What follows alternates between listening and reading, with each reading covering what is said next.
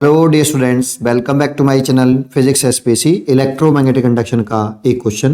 The direction of induced current in the loop A B C H. चार चॉइस दे रखी है, चारों चॉइसों को हमें पढ़ना पड़ेगा और चेक करना पड़ेगा। ठीक है। इंड्यूस्ड करंट की डायरेक्शन को निकालने के 3 या 4 स्टेप्स होते हैं।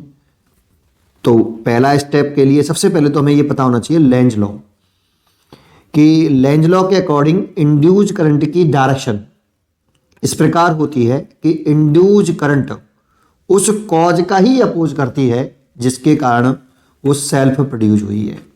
पहली बात तो लॉ याद होना चाहिए ये, कि इंड्यूज करंट उस कॉज का ही अपोज करेगी जिसके कारण वो सेल्फ डेवलप हुई है।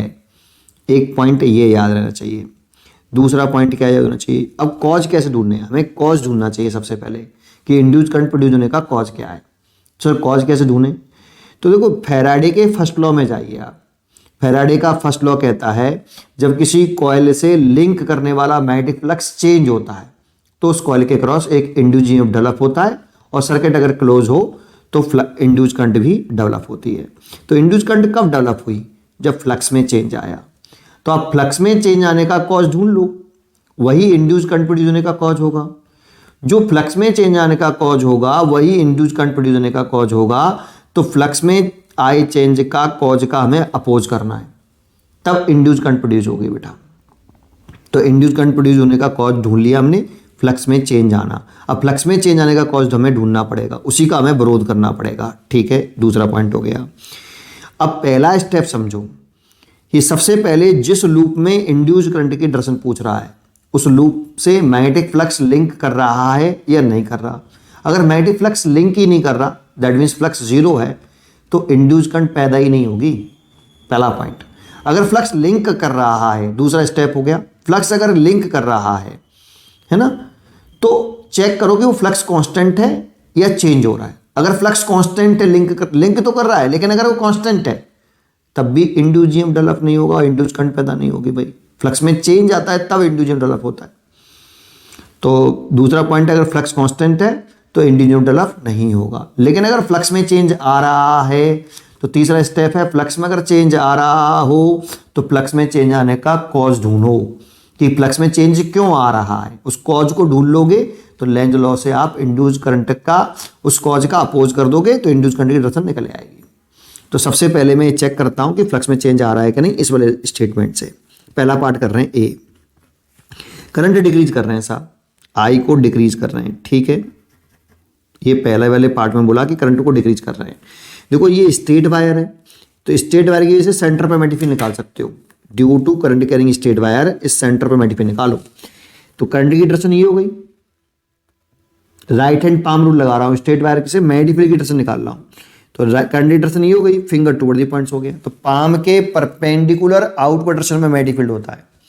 तो मैग्नेटिक फील्ड जो इस वायर की वजह से इस वाले पॉइंट पर जो मैग्नेटिक फील्ड है वो बाहर की तरफ है ना। ये जो मैग्नेटिक फील्ड है वो इस वायर का है, ये ध्यान रखिए। ठीक है, और बाहर की तरफ है। करंट डिक्रीज हो रही है तो मैग्नेटिक फील्ड भी डिक्रीज होगा, क्योंकि B इक्वल टू हमने पढ़ाया, अगर सेंटर से देखें, सेंटर पे ही देखें तो ये R हो गया परपेंडिकुलर सेपरेशन, और लॉन्ग इन्फिनिटी स्ट्रेट वायर माने तो μ0/4π 2I/r। करंट डिक्रीज कर रहे हो तो मैग्नेटिक फील्ड भी डिक्रीज होगा। तो भाई ये वाला जो मैग्नेटिक फील्ड है वो घट रहा है due to this straight wire. तो अब देखो इस लूप में लिंक करने वाला जो मैग्नेटिक फ्लक्स है फाई बराबर BA cos थीटा होता है। B डिक्रीज हो रहा है तो फ्लक्स B डिक्रीज होगा, फ्लक्स में चेंज आ रहा है। तो फ्लक्स में चेंज आने का कॉज क्या है, मैग्नेटिक फील्ड का घटना।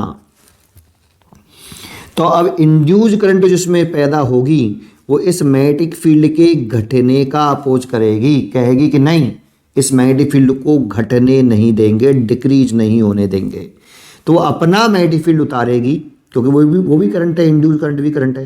भाई ये तो मैग्नेटिक फील्ड इसका है, इसमें जो करंट पैदा होगी उसका भी तो अपना एक मैग्नेटिक फील्ड होगा। फिर अगर करंट प्रोड्यूस हो जाएगी तो, है ना, तो वो अपना मैग्नेटिक फील्ड इस तरह से उतारेगी कि इसके मैग्नेटिक फील्ड के घटने का अपोज करेगी, चेंज का अपोज करेगी। मैग्नेटिक फील्ड का अपोज नहीं करती है, चेंज का अपोज करेगी। तो डिक्रीज होने का अपोज करेगी, तो वो बढ़ाना चाहेगी, और बढ़ाने के लिए डायरेक्शन क्या होनी चाहिए, सेम। तो वो अपना मैग्नेटिक फील्ड भी नीचे की तरफ, ऊपर की तरफ ही लगाएगी बेटा, क्योंकि ये मैग्नेटिक फील्ड हो जाएगा इंड्यूस का और ये हो गया वायर का, दोनों की डायरेक्शन सेम है, ये भी ऊपर और ये भी, ये तो घटने का सिंबल है, नीचे की तरफ डायरेक्शन को नहीं है, ये तो घट रहा है, डिक्रीज हो रहा है, ये बता रहा हूँ। मैग्नीफील्ड की तरफ घट रहा है, ऊपर की तरफ घट रहा है, तो ऊपर की तरफ ये मैग्नीफील्ड निकाले तो दोनों ऐड हो जाएंगे, और ऊपर की तरफ मैग्नीफील्ड लगाने के लिए एंटी क्लॉकवाइज डायरेक्शन होनी चाहिए भाई। जब एंटी क्लॉकवाइज डायरेक्शन होती है तो सेंटर पे जो मैग्नीफील्ड आता है राइट हैंड से करेंगे, अपनी राइट हैंड की फिंगर को करंट की डायरेक्शन में घुमाइए, थंब जिधर आए वो मैग्नीफील्ड की डायरेक्शन होती है, तो मैग्नीफील्ड ऊपर की तरफ आता है। लेकिन अगर आप क्लॉकवाइज करंट लेते हो तो करंट की डायरेक्शन में अपनी फिंगर को घुमाइए ऐसे, तो डाउनवर्ड आएगा, तो यहाँ पे डाउनवर्ड मैग्नीफील्ड आता है ना। तो देखो मैग्नीफील्ड की डायरेक्शन ऊपर है, तो दैट मीन्स यहाँ पे एंटी क्लॉकवाइज करंट है ऐसे।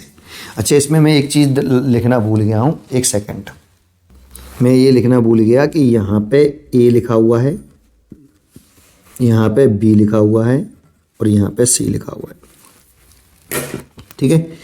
तो कर A B C if I decrease, ये वाला चीज चेक किया है ना, तो करंट कैसे फ्लो करे, देखो ये करंट आ रही है आपकी ऐसे ऐसे आ रही है बेटा एंटी क्लॉकवाइज, तो करंट आ रही है ए सी बी आ रही है, ए सी बी।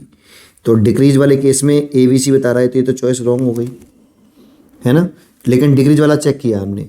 अब इंक्रीज वाला और चेक कर लो, इजी, अब तो समझ में आ गया होगा। अगर आई इंक्रीज हो रहा है, ये लूप है, तो करंट की डायरेक्शन तो यही रखेंगे, तो मैग्नीफील्ड डायरेक्शन ऊपर ही आएगी, पाम के परपेंडिकुलर बाहर की तरफ B, due to this wire.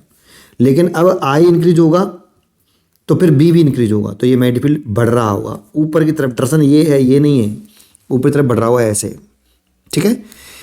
अगर ये बढ़ रहा है तो फ्लक्स में चेंज आ रहा है, फ्लक्स में चेंज आने का कारण है मैग्नीफील्ड का बढ़ना, तो इंड्यूस करंट फ्लक्स में चेंज आने का जो अपोज करेगा, दैट मीन्स मैग्नीफील्ड के बढ़ने का विरोध करेगा, क्या बढ़ने नहीं देंगे, तो अपना मैग्नीफील्ड इसके अपोजिट डायरेक्शन में उतारेगा। तो इसकी डायरेक्शन अब बढ़े तो अपना मैग्नीफील्ड अपोजिट डायरेक्शन में उतारने के लिए ऐसे उतारना पड़ेगा मैग्नीफील्ड, और ऐसे के लिए करंट क्लॉकवाइज होनी चाहिए, तो करंट क्लॉकवाइज आएगी, और यहाँ ए है, यहाँ बी है और यहाँ सी है, तो करंट होगी ए बी सी, है ना, ऐसे हो जाएगी ए बी सी।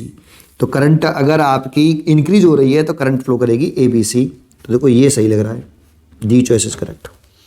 लेकिन अगर करंट ही कांस्टेंट हो जाए, उसने ये भी कहा है करंट कांस्टेंट, अगर करंट कांस्टेंट हो जाएगी तो बी कांस्टेंट हो जाएगा, एरिया तो कांस्टेंट है ही है, थीटा भी कांस्टेंट है, तो फ्लक्स कांस्टेंट हो जाएगा, फ्लक्स में चेंज ही नहीं आएगा तो कोई इंड्यूस करंट डेवलप नहीं होगी, तो ये तो गलत ही हो गया, इसीलिए इसका आंसर है डी इज करेक्ट। उम्मीद करता हूँ कि आपको ये ज़रूर समझ में आया होगा, पढ़ते रहिए और खुश रहिए।